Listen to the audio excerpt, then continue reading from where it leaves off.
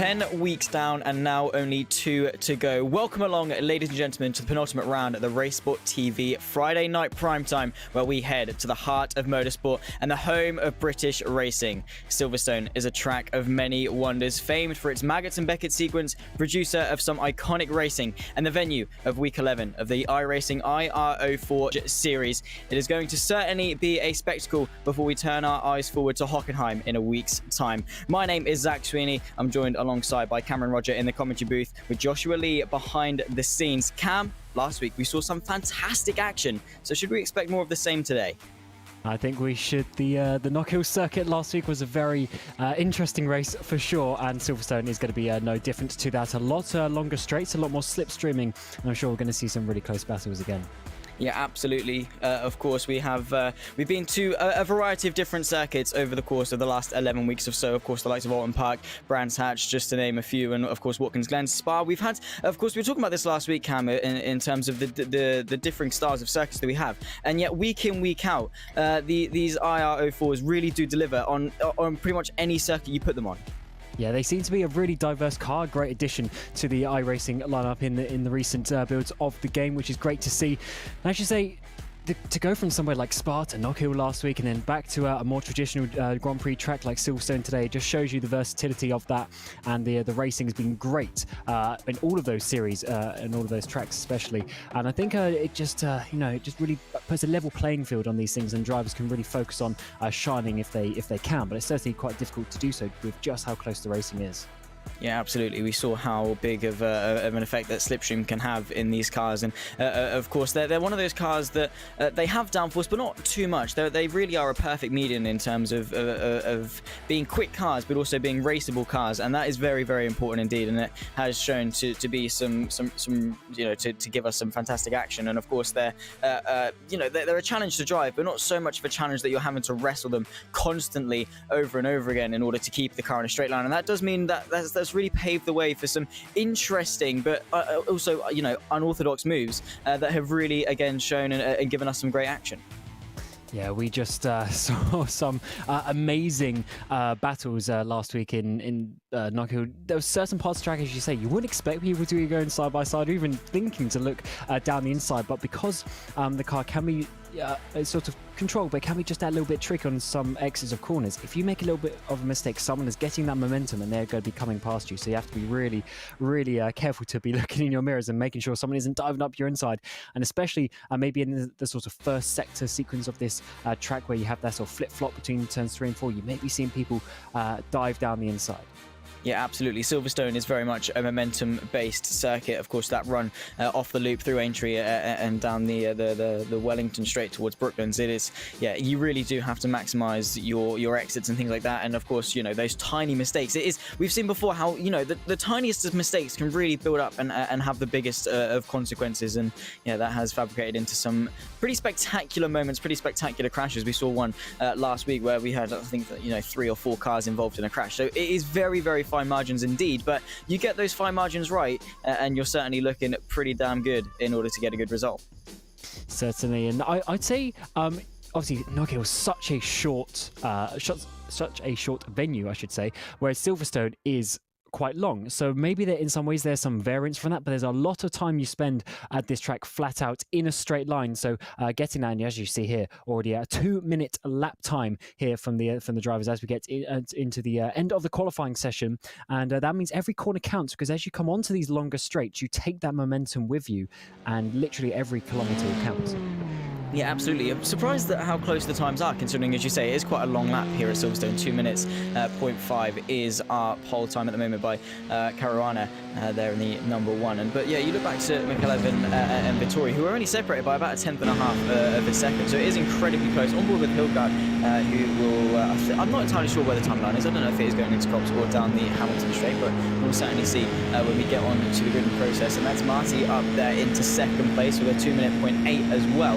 But yeah, again, Silverstone, it's, as you say, it's one of those more traditional circuits. It is one of the most oldest circuits in the world. Of course, has had some renovations over the course of its time, but it still holds that basic fundamental thing where you can't rely on an abundance of tarmac runoff. It really is the finest of margins around here. It certainly is. It's a great venue. You can see that on the right-hand side, the sort of lighter tarmac. That's where the track used to go. But then we had this more sort of almost infield section onto the new back straight into Brooklands about sort of 12 years ago now. And yeah, so it's looking very good. But anyway, let's see what the lineup is. Yeah, absolutely. It's Matt Caruana there on pole position. 2:05 is your pole time, and 3/10 back is Pepe Mate there. He'll join him on the front row. Ryan McAuliffe in P3 with Vittori rounding off the second row there in 4th place. Ivan Alonso P5 with Varbin in P6 there, just a second back. That is pretty close, but Caruana seems to have a pretty good foothold there out in front. Piquet P7 with Hilgard in P8. Nick Thyssen there in P9 with Medema rounding off the top 10. Amramov in P11 with Javier Soto rounding off the top 12 there, 1.6 seconds back. Looking back to the final row of the grid, P13 and P14, Sergio Martinez and Samuel Olkonen there in P14 with no lap time set for everyone else. So we have got a pretty good grid, but I think, again, iRacing, you only get 2 laps in qualifying, Cam, and it seems that some people couldn't quite get one in. Absolutely, very easy to go off the track here, and quite difficult as well in certain sections like Magus Beckers to lose the rear end as well. So hopefully we can see more of those drivers getting towards the end of this race. It's going to be short, it's going to be sharp, and it's going to be very frantic with all the slipstreaming and all the action that is going to happen from that. So as everyone gets onto the grid, it's certainly going to be an interesting run down into this first real braking zone into turn 3.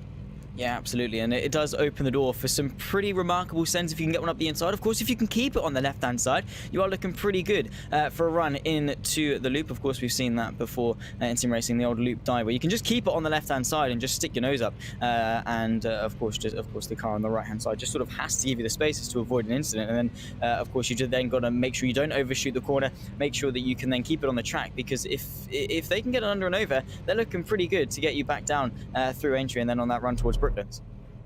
Yes, certainly, indeed. These drivers just preparing themselves. Caruana there on the front row of the grid, but here we come to lights out.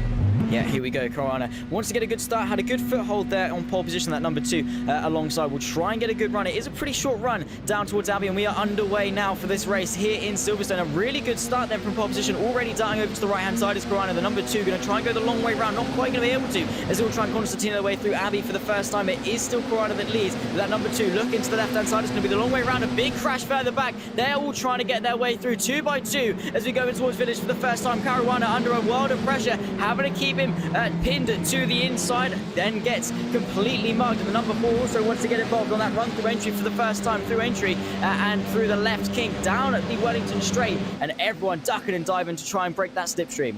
Who is going to come out on top when we get towards this braking zone into Brooklands corner? Looks like we're still side by side, 2 deep here. Coming into Brooklands, long left-hander, number 2 car there takes the lead as we come through now towards Luffield corner, but still a bit of a four-way battle for the fight for this victory as we come out onto the old back straight now, getting the slipstream once again in these iR-04 cars. Going to work very well as we come up towards Cop. Such a fast corner. Yeah, absolutely on board with Ryan McAuliffe, who has a perfect view of the front too. You can see Caruana going the long way around a Cobb. Surely that's not going to work. He's going to try. McAuliffe going to try and follow him through on the inside. Not quite going to be able to fabricate a move. Maybe has got to run towards Magnus Beckers. Surely not. We're going to get some side-by-side action. Maybe we are, because Caruana 3 abreast in towards Magnus Beckers. The number 1 going to go the long way around. It becomes the inside of Magnus and then in towards Beckett. He does get the race lead, and the number 2 being completely mugged because McAuliffe gets himself involved. Still a 4-horse race for the race lead though, as they now come down the hanger straight to soon round off lap 1. And let's see how this one goes. Got Martin Vittori as well, trying to get involved with this battle. But you see, even the top 10, top 15, all in one long slipstream train. As you come out towards Stoke Corner, Chadwick there getting up to 7th place. A little bit further back. Also some side-by-side battles. We're going a bit wide here with McAuliffe, and I think he's going to be losing a bit of position here. Martin trying to get involved with that one, but not quite able to do so as we come into this Club and Vale section to finish the lap. You can see the cars just wiggling about a bit as we get onto the power, out onto the start-finish straight once again. And as you're going to see, these guys are going to stay so close throughout this race. Absolutely. There you can see whoever's leading the train really has to immediately go defensive in order to break that slipstream, as McAuliffe practically pushing Caruana through Abbey, through Farm, and on that run towards Village. He's practically pushing him, looking very feisty to go for a move. You can see Caruana just extending that run through turn 2, just to discourage a move from McAuliffe, who now is probably going to bide his time. Got to maximise this run off the loop and get that run down at the Wellington straight towards Brooklands, because it's all about that slipstream, Cam. certainly is, and this is going to be a big run. I'm assuming that he's going to get coming down towards Brooklands. It's going to be quite difficult there to dive down the inside because the corner really invites you to dive it because it opens up so much, but then it really pinches you back to this sort of second apex part there, as we see him sort of not really getting quite close enough, but taking a bit of a different line, trying to get better exit now as we come out onto this the old finish straight. But there you see it in the background as well, the Martin Vettori still battling, still just in this, but dropping off the top two a little bit. Yeah, absolutely. Marty not really getting off to the best run. Of course, you do have to settle into rhythm pretty quickly in a race, especially in races like these with the iR-04s, because I always use the analogy of a karting race where you, as soon as you get overtaken, you're knocked out of that rhythm and you have to very quickly get back into it, rebuild your pace, because Marty showed some sensational pace in qualifying, of course, got into the race lead on lap 1 as well, but unfortunately couldn't quite carry that on as soon as he got re-overtaken by Caruana, and that is the thing. He's been shaken a little bit under pressure from Vettori as well, so just needs to brush it off, push forward, and then of course just try and get back into the rhythm of things, because yeah, if he doesn't, he's certainly going to fall back into the clutches, maybe even off the podium. Yeah, it's certainly going to be difficult, though, as Karuna there goes a little bit wide as we're coming out of Stowe corner down towards the chicane. Is McCallum going to... He had to think about it, definitely had to think about it there as we came into the final corner. But Caruana, he's starting to lose rear end a little bit. He did down the last lap as well. He's pushing a little bit too hard on the exits. He's losing that momentum, that all-important momentum in these slower Formula cars as we come towards turn number 1. McCallum almost pushing him down the start finish straight. He actually sets a purple lap time as well. He's got the faster car at this moment in time as we come through turns number 1 and 2. He certainly looks like the cleaner driver, as always going side by side to the outside of turn number 3. But he's going to have to back out of that one as he might get a switch back here into turn 4. Yeah, absolutely. Caruana making that car as wide as possible. But you can see Ryan McCallum has got some very, very good pace in that number 4 car. Through Aintree and down the Wellington straight once more. Breaking away from the two behind. Maybe working together just a little bit. But you can certainly see that Ryan McCallum wants to get on with it and wants to get himself into the race lead. Is Caruana going to go defensive? You can certainly see that Ryan McCallum wants to think about it, putting over to the left-hand side just a little bit, just to have a look, just to play that psychological pressure. But I think at the moment that, you know, that they both know they're in a mutual agreement that if they fight, they've got 2 more cars then to worry about. Oh, that is going to be very wide though. McCallum go looking up the inside of Woodcote Corner. This is also going to keep him towards the inside of the old turn number 1. Cops Corner, very, very fast right-hander side by side between these two. Is he going to pull in the front? Yes, he is. Takes the lead there after a better exit out of Luffield. And Caruana's just been a little bit sloppy over the last lap or so, and he's lost the lead because of it. Yeah, absolutely. Consistency is certainly key, especially at a momentum track like Silverstone. You cannot be sliding around at all, and especially on iRacing where smooth most certainly is fast. But just look at McCallum chucking it through Maggots and Beckett's. They really are a fantastic set of corners, especially in cars like these. But he certainly has got a pretty decent foothold as they come down the hanger straight on that run towards Stowe. Has Caruana got the straight line speed? You can see McCallum going sort of to the middle of the circuit just to cover it off a little bit and break that slipstream. Caruana looking, but not quite close enough to be able to go for the end. But you saw even just in that overtake that Marty was able to close that gap under a second. But Caruana, that car is on a knife edge. Certainly is. I mean, he's gone obviously very aggressive with the old driving style. Once again, it's actually this time leader McCallum having a bit of a window there coming out of this, effectively the final corner there through the club chicane, through that sequence out of the very all-important chicane, because once again comes onto this straight through turns number 1 and 2, almost pushing each other here through turn number 1 and 2. Once again, this time the other way round, as behind the Marty goes a little bit wide there in turn number 1. Are we going to look into a dive into turn 3? Not quite this time around, because you do want to open yourself up onto this back straight. Look at that, Caruana really starting to get a dive there into turn 4. Absolutely practically pushing McCallum through Aintree once more with 13 minutes left in this race. Certainly a lot closer this time. Can't quite utilise the slingshot, but look at that closing speed, practically pushing him now. Not quite interested in going for the movement. McCallum moving to the left-hand side. I think Caruana's willing to work with him, or just doesn't want to go for the movement towards Brooklands. As you said, you really have to manipulate the brake, but McCallum going in a bit deep. That's going to force Caruana's hand in order to fabricate a move, and the more they fight, the more time they lose, because here comes Marty back within half a second, side by side on the run through Woodcote down the old pit straight. I think Caruana's got himself back into the race lead, still side by side though on the run towards Cops, and I think Caruana's just about got his car ahead. That's just a reverse of what they did a couple of laps ago, actually, and that time there was McCallum going a bit wide there in Luffield Corner, just showing you how important that one is as we now come out through this amazingly fast middle section of the track, through all these fast corners. Got to really nail the apexes. We're getting Marty trying to get involved with the battle for the lead as well. McCallum all over the back of Caruana as you come out onto this back straight through Chapel Corner. and looks like it's going to be a huge slipstream towards Stoke. Yeah, absolutely. Mikhailov going to try to do everything he can in order to get himself back into the race lead. You can see Karuna going semi-defensive, and Mikhailov going to look for the send in towards Stowe. You're not on the brakes for very long, especially in high downforce cars like these, so he's just going to have to tuck in behind, practically push him through. And on that short run towards the Vale chicane, a little bit wide once again from Karuna. That's going to harm his run, but you're not really having to depend too much on straight line speed. It's a short run, so you can afford to make a slight bit of a mistake. You don't want to go too extreme with that. Yeah, that's a good point, really. Stowe's, so we saw their fourth gear corner in these cars, very fast indeed. Not huge of a braking zone to dive it down, which is why maybe turn 3 here, or even into to Brooklands at the end of the Wellington straight is going to be a good one, as well as we're getting a Marty there. Pepe Marty in third place, setting the purple, really catching down on these guys as we're coming into battle once again through this first sequence of corners through the loop and out onto the old Wellington straight, which is going to be very important in one.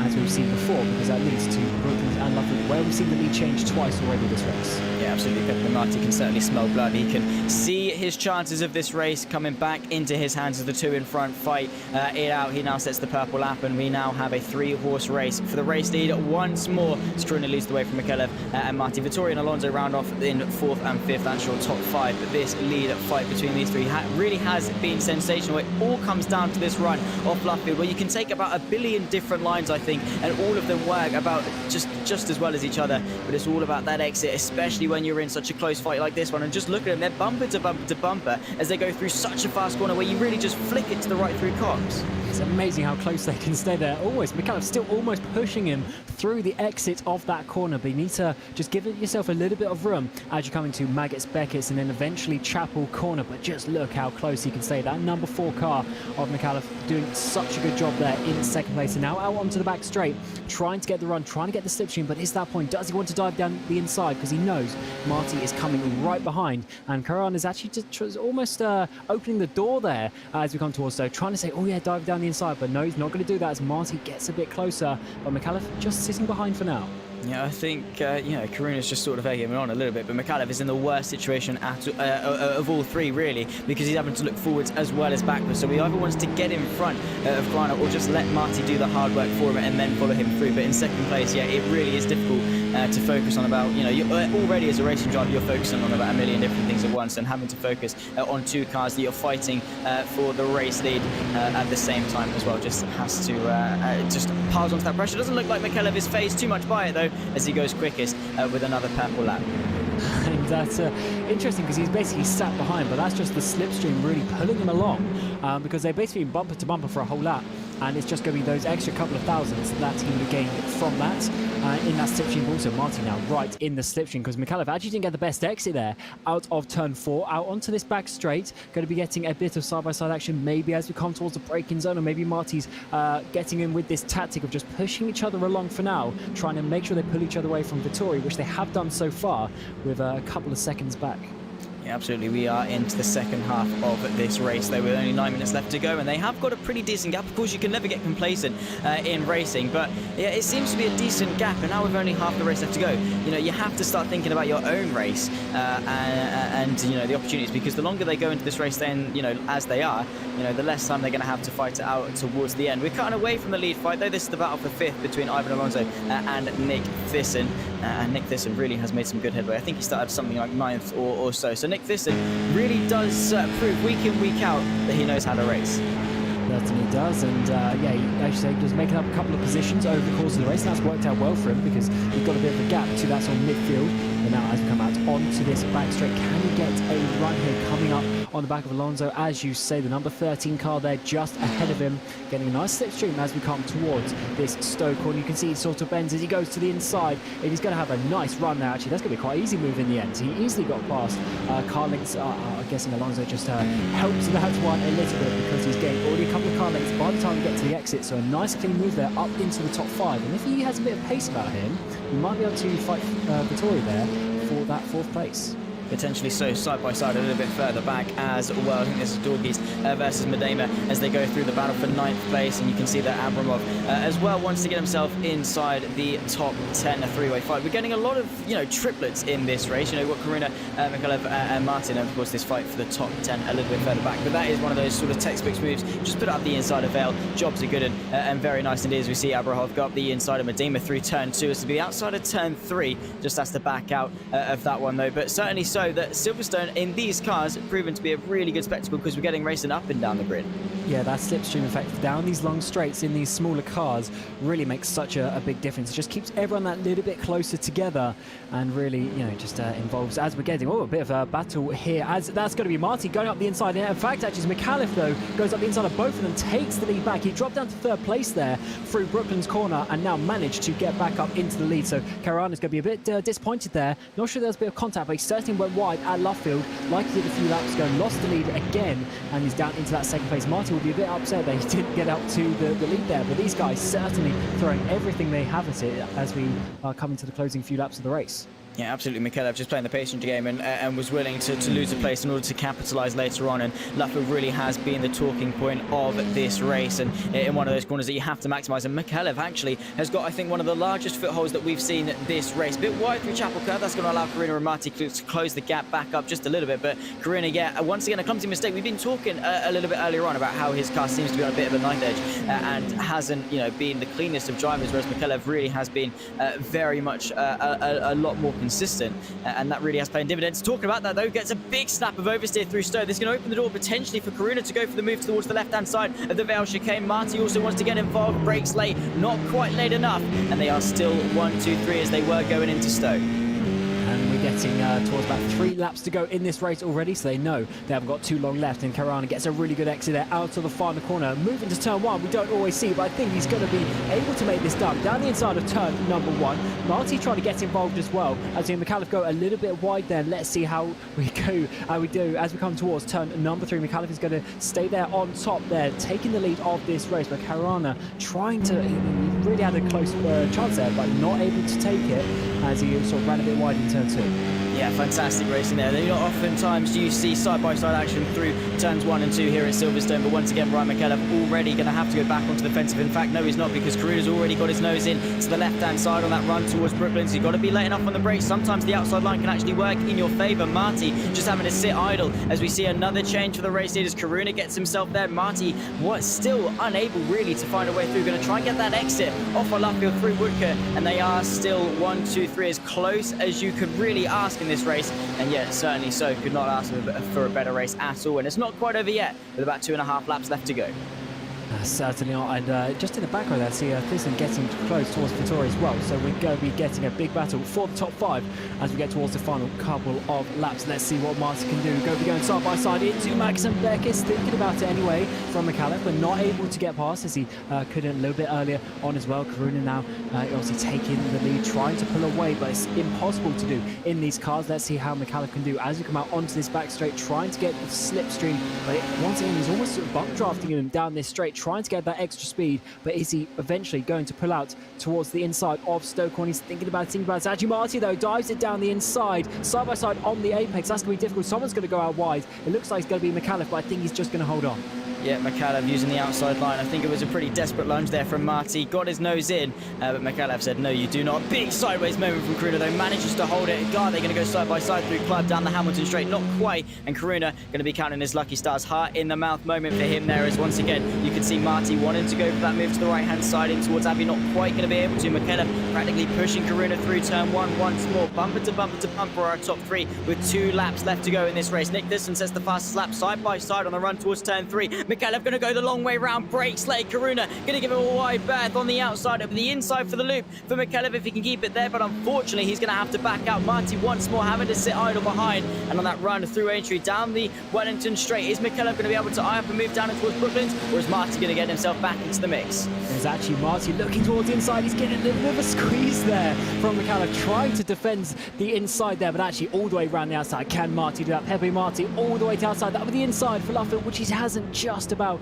been able to do. But once again, this exit of left field seems to be the important one, and somehow Marty just can't get above that third place that he's been in for such a long time now.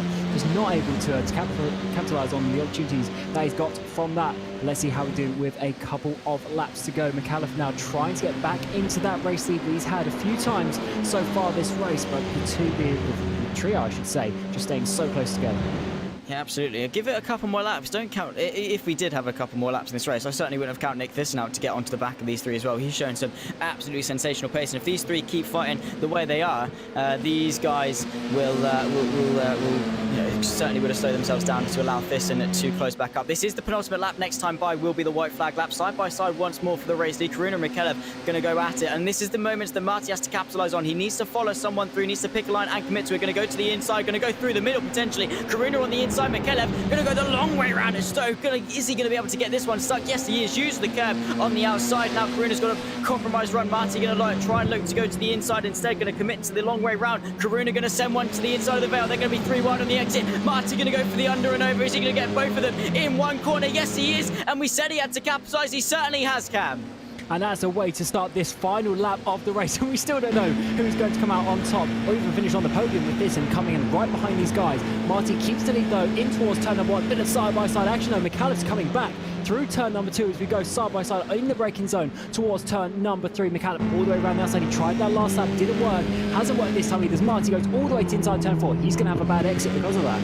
Yeah, absolutely. He's a little bit wide. This is going to open the door for McAuliffe potentially through entry. He's not quite in the slipstream, and don't count out Karuna or Nick Thyssen actually in the way that this race has gone. Straight away to the left-hand side to defend. They are bumper to bumper to bumper. Could not separate these guys anymore. Bit of contact, side-by-side action. 3 abreast on the run towards Brooklands. McAuliffe, Marty side-by-side. Marty hangs on just about in this race as Karuna has to sit back. Is he going to go around the outside of at least one of them? He's going to try it on that run through left field. Going to get squeezed out potentially by McAuliffe. And the more they fight, a little bit wide, maybe pushed onto the gravel, just about still side by side on that run towards Woodcote, and this might be the margin that Marty needs in order to consolidate this race victory. Let's see who comes out on top though. Who is going to be bigger? Final lap time between the two. Let's see. Side by side in towards Cops corner. It's actually going to be McAuliffe there. I thought he was going to back out that one, but he didn't. He knows that he can still win this race. Marty is right in front of him, and the three have really swapped positions from where they were a lap ago. And let's see how they do through this amazingly fast sequence of corners in these cars. Thyssen coming up on the back of them as well. Only 1.5 seconds off this race lead. One more lap would be good for him, but now side by side between the two for the race lead on the final lap.